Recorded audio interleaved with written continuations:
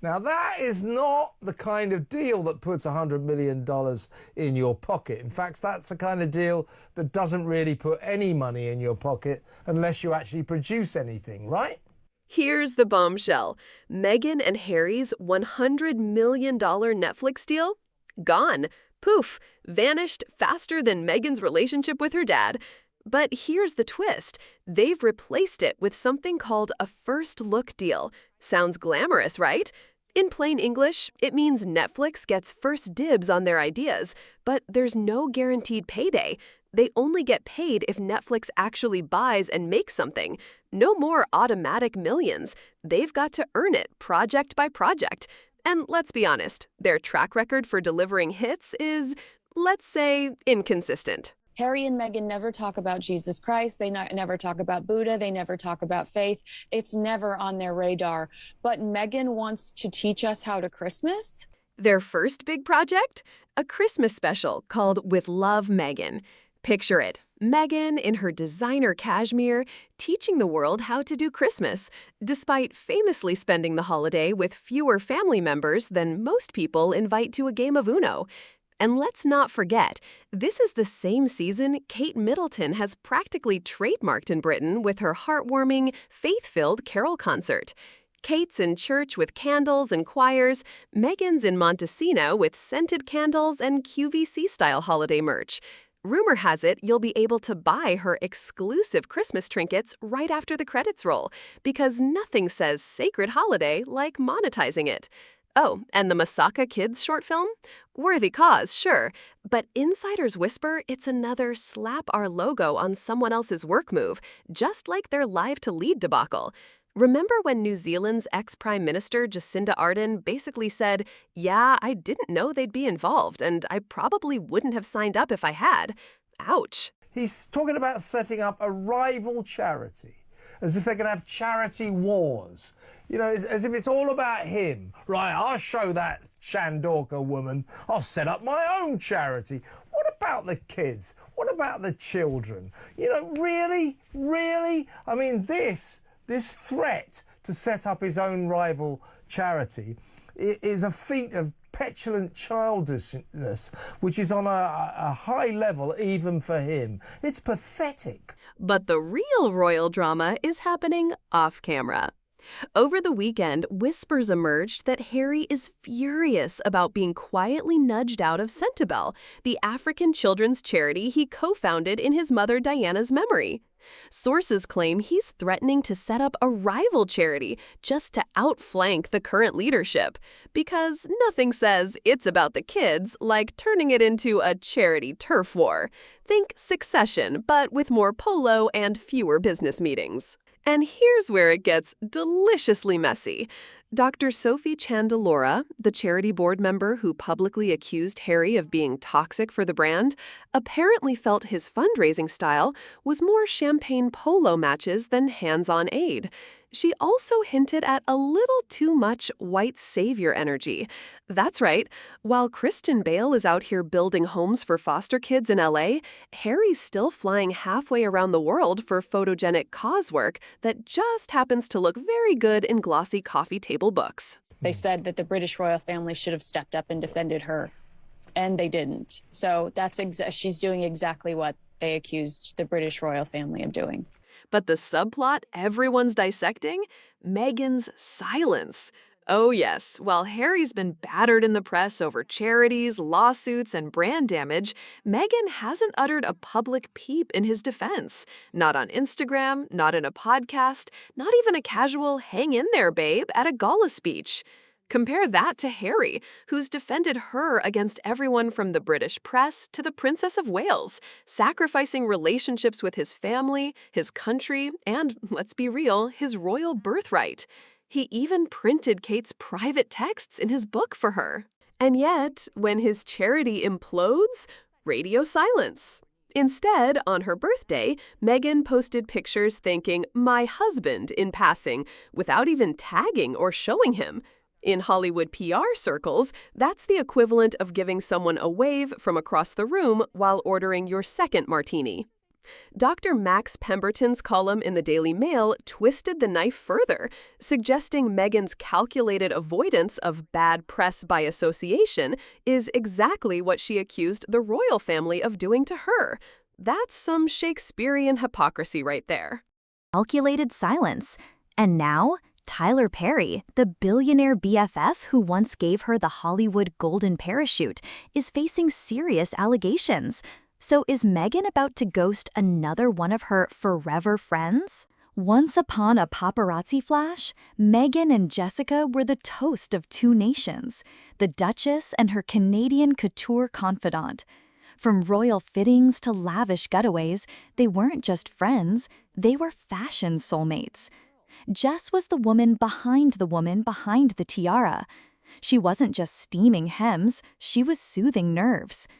They shared more than secrets. They shared strategy.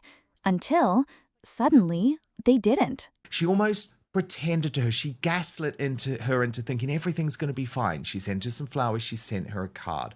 But I always knew, Angela, there was no return. Meghan Markle had decided to ghost Jessica Mulroney. Things started unraveling quietly. A missed post here, a subtle unfollow there, and then silence. No birthday wishes, no more my person captions, just recycled affirmations and cryptic quotes on Jessica's Instagram like, you lose love, you lose friends, you lose pieces of yourself. Honey, we got the message. Behind closed doors, the word was, Meghan was distancing herself after a racial insensitivity scandal blew up around Jessica. Never mind the context, never mind the friendship. They were done, clean cut, surgically removed. All that remained was a wilted bouquet and a thank you note signed MM. Jess's professional opportunities have been reduced to selling subscriber-only content to her Instagram followers. Post-Meghan, Jessica's brand took a swift tumble from TV glam to #adlife. No more red carpets, no more reality deals, just subscriber-only content and soft-focus motherhood mantras. The influencers unfollowed, the brand partners ghosted. Once a trusted voice in fashion, she's now clinging to nostalgia-laced charity galas and maybe not reality show teasers. And Meghan? Well, let's not forget, Jess was completely erased from the glossy 6-part Netflix docuseries. No B-roll, no mention, nada. It's as if she never existed. If that isn't reputation obliteration in the House of Sussex, I don't know what is. But it's all about what she feels about everyone, and you're wiped out totally, quickly, instantly, because you mean nothing anymore. But Meghan doesn't just walk away. She trades up. Enter Tyler Perry, billionaire, mogul, private jet provider, emergency LA hideaway host. He wasn't just a friend, he was the plan B that got them out of Frogmore. But now he's under fire. Accusations, lawsuits, headlines. So, will Meghan hit archive on Tyler too? Because when loyalty clashes with optics, our Duchess of Curation tends to go with the algorithm. And let's be real, Tyler Perry's utility has an expiration date, especially when it threatens to ruin the #archetypes. Public sentiment? Oh, it's shifted. The fans are jaded, the memes are biting, and the press? They've stopped asking, is Meghan okay? And started wondering, who's next? Her friend count is dwindling faster than her Spotify ranking. Even former allies in the media have gone quiet. No more A-list gushing, no more trailblazing couple headlines. When the Hollywood Reporter starts questioning your inner circle, it's not gossip, it's a signal. Meghan's once pristine narrative is showing wear and tear, and people are catching on. Let's talk money. And baby, it's not giving billionaire. Spotify pulled the plug. Netflix's patience is thin. Archwell is hemorrhaging goodwill. They've let go of staff, PR firms, nannies, and let's not forget the Montecito Mansion's price tag. That mortgage doesn't pay itself in vibes and vision boards.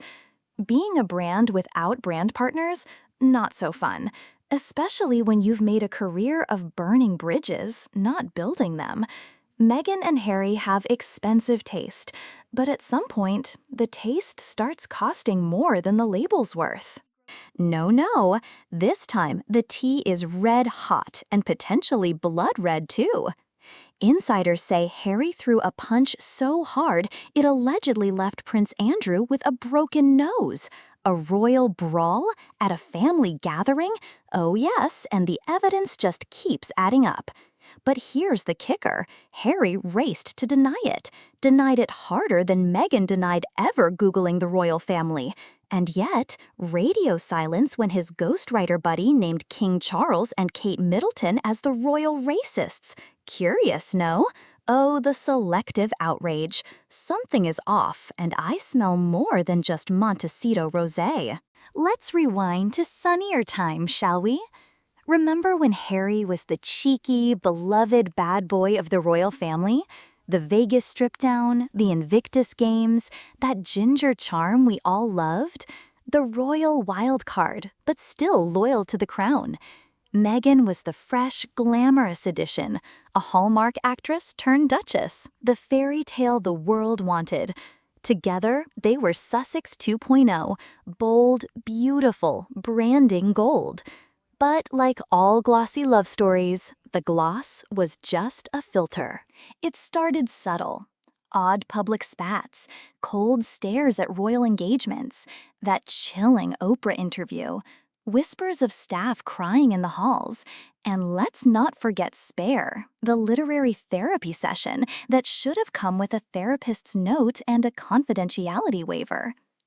Then came Omid Scobie, Meghan's ghost whisperer/cheerleader, his royal revelations suspiciously close to Markle messaging. And while Scobie all but doxed the so-called royal racists, did Harry say a word? Not one peep. But one page about a family punch-up, and suddenly it's DEFCON 1, official statements, threats of legal action, and that never happened vibes. One might say, if you scream only sometimes, it shows where you want the silence.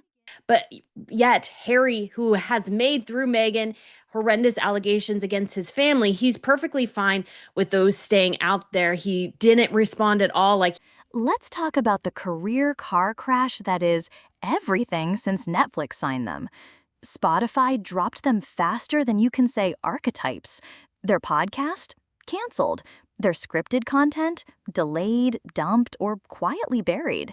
Their as-ever lifestyle brand? As never. As nothing. As confusing AF. And that wine drop? Girl, no. We've seen more coherence in Kylie Jenner's skincare routine. Meghan's branding is now just a Pinterest board of beige fonts and foot shots. Literal feet in wine ads.